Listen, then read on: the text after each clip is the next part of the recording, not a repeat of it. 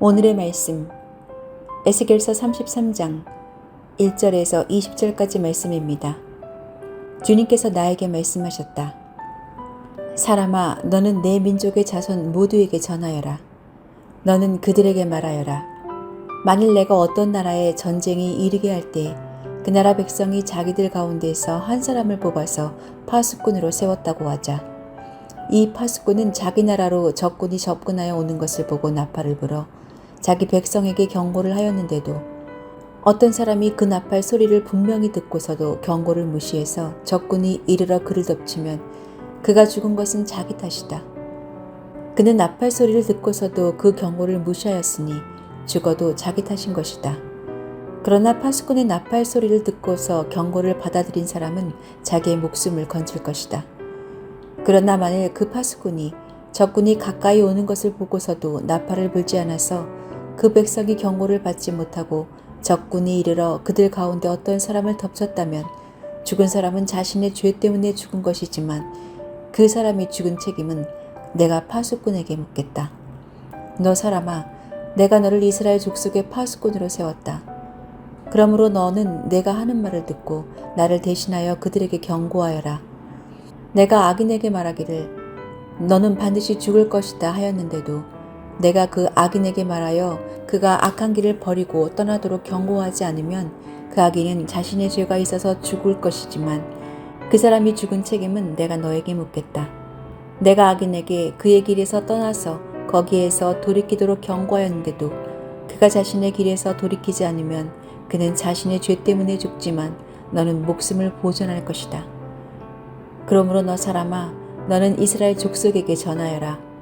그들이 말하기를 우리의 온갖 허물과 우리의 모든 죄악이 우리를 짓눌러서 우리가 그 속에서 기진하여 죽어가고 있는데 어떻게 우리가 살 수 있겠는가 하였다. 너는 그들에게 전하여라. 나 주 하나님의 말이다. 내가 내 삶을 두고 맹세한다.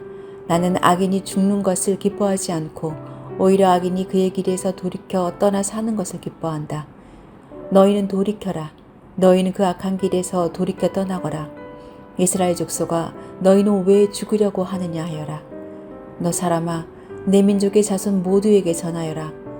의인이라고 해도 죄를 짓는 날에는 과거에 이가 그를 구원하지 못하고 악인이라고 해도 자신의 죄악에서 떠나 돌이키는 날에는 과거의 악이 그를 넘어뜨리지 못한다고 하여라. 그러므로 의인도 범죄하는 날에는 과거에 의로웠다는 것 때문에 살 수는 없다. 내가 의인에게 말하기를 그는 반드시 살 것이다 하였어도 그가 자신의 의를 믿고 악한 일을 하면 그가 행한 모든 의로운 행위를 내가 전혀 기억하지 않을 것이다. 그는 그가 범한 바로 그 죄 때문에 죽을 것이다. 그러나 내가 악인에게 말하기를 너는 반드시 죽을 것이다 하였어도 그가 자기의 죄에서 떠나 돌이켜서 법과 의를 행하여 전당물을 돌려주고 탈취한 물건을 보상하여 주며 생명으로 인도하는 규정들을 따라 살아 악한 일을 하지 않으면 그는 죽지 않고 반드시 살 것이다. 그가 저지른 모든 죄악을 내가 기억하지 않을 것이다. 그는 법과 의를 따라서 사는 사람이니 반드시 살 것이다. 그런데도 내 민족 모두가 주님께서 하시는 일이 공평하지 못하다 하고 말한다. 그러나 공평하지 못한 것은 오히려 너희가 하는 일이다. 의인이 의로운 행실을 버리고 돌아서서 악한 일을 하면 그것 때문에 그는 죽을 것이다. 그러나 악인도 자신이 저지른 죄악에서 떠나 돌이켜 법과 의를 따라 살면 그것 때문에 그는 살 것이다. 그런데도 너희는 주님께서 하시는 일이 공평하지 못한다 하고 말한다. 이스라엘 족속아, 나는 너희 각 사람이 한 일에 따라서 너희를 심판하겠다.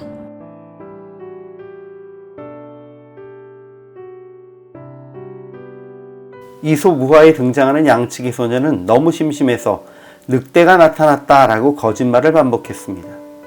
그러나 반복되는 거짓말에 계속해서 속았던 동네 사람들이 정말 늑대가 나타났을 때 도우러 오지 않았기 때문에 양치기 소녀는 양을 잃고 말았다라고 결말을 맺습니다. 그러나 생각해보면 양치기 소년이 잃은 양은 그 소년 개인의 것이 아닌 마을 사람들의 것이었습니다.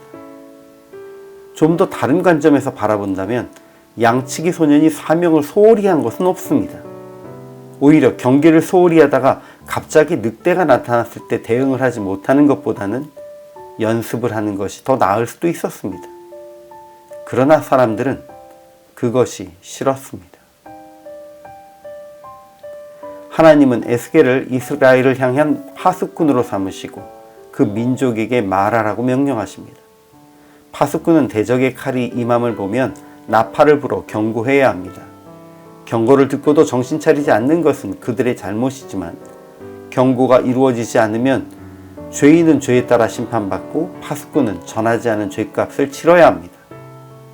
파수꾼은 악인이 죽는 것을 기뻐하지 않으시고 그들의 돌이킴을 원하시는 하나님의 뜻에 따라 경고를 해야 합니다. 하나님은 의인이라도 죄악을 행하면 그 죄로 말미암아 죽을 것이지만 반대로 악인이라도 회개하고 정의와 공의를 행하면 반드시 살고 죽지 않을 것을 약속하십니다. 파수꾼의 사명은 알리기 위해 나팔을 부는 것입니다.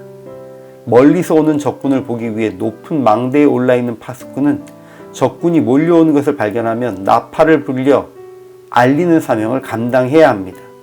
이때 경고를 듣고 피하거나 전쟁을 준비하는 것은 성 안에 있는 백성에게 달린 문제입니다.